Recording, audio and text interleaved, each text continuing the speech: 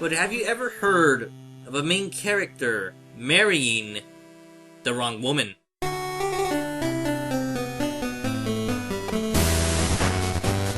Kinda goes without saying for Kid Muscle to exist. This implies Kinnikuman or King Muscle got married and had a kid. Unless you're Demon King Piccolo, in which case, yeah. I'm both your mommy and your daddy. Now going back to the original Kinnikuman manga, in his early days as a lousy superhero, Kinnikuman had the hots for a certain kindergarten teacher named Mari, but this character eventually faded from the manga. I don't remember when exactly. Mead also had an interest in this woman, but I'm pretty sure there's a 10+ year gap between Mead and Marty.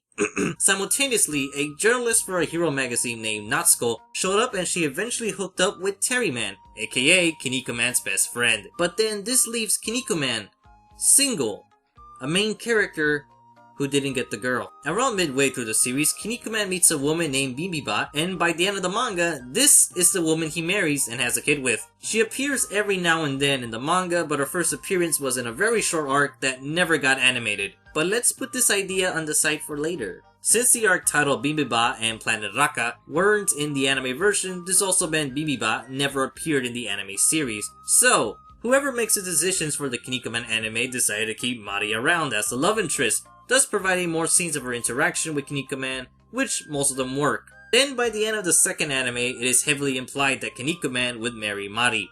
But wait, there's more! Okay, it's time to bring out the note we put on the side because the arc, Bibiba and Planet Raka, were never part of the anime series. However, this arc would be redone as two different things. Part of the Planet Raka arc was used as material for a Kinnikuman TV special resembling the Seven Samurai type of story, where 7 heroes band together to take out a menace. The Bibiba half was used as content for the second Kinnikuman movie, and guess who shows up?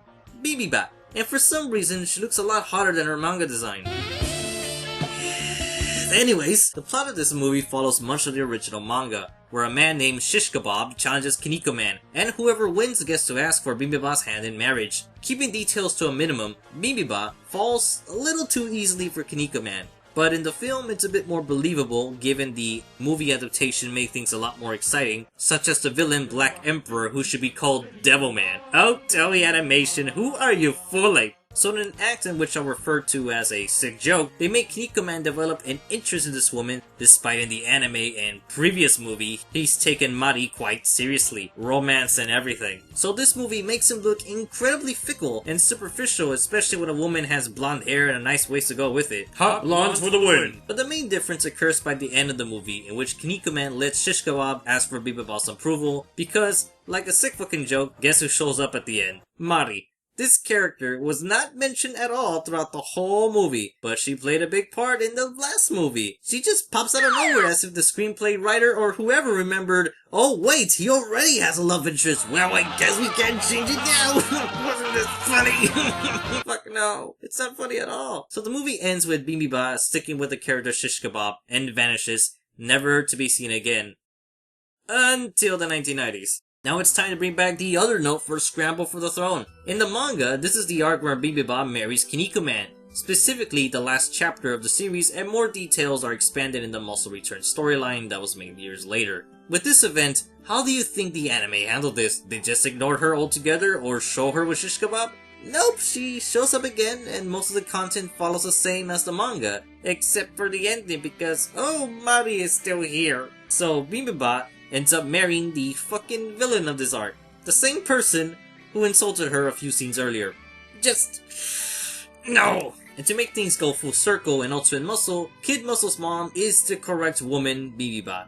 So it only took Toei Animation a decade to fix this error. But why did this change happen to begin with? Well, you guys can correct me if I'm wrong, but this information I got from the Kinnikuman wiki. Apparently, since Bibiba's name derives from the Korean dish bibimbap, and since Japan and Korea weren't on good terms due to some historical events, I guess, so to avoid controversy between countries, she was removed from the series entirely, which sounds a bit bullshit to me. If the problem was her name, then why wasn't it changed into something not Korean? The same thing occurred with Wolfman, whose name was changed to Rikishi Man due to being named after a real wrestler. Also, couldn't both Mari and Bibiba been voiced by the same actress? I mean, when Krillin was killed by Tamarine, her actress still played another character being Yajirobe, so there's plenty of ways this fuck up could have been avoided. These errors are probably the biggest reason why Kinnikuman and Ultimate Muscle need reboots. I could say more, but I'll just be spouting personal opinions by that point, which I suppose could serve for another video, but at the moment, my mind's blank, like this picture. Also, I still need to finish my favorite Kinnikuman character list. Chances are that maybe some type of Kinnikuman news will happen this year, or at the very least more of the movies get subtitled. So until next time, and have a happy Kinnikuman day. See,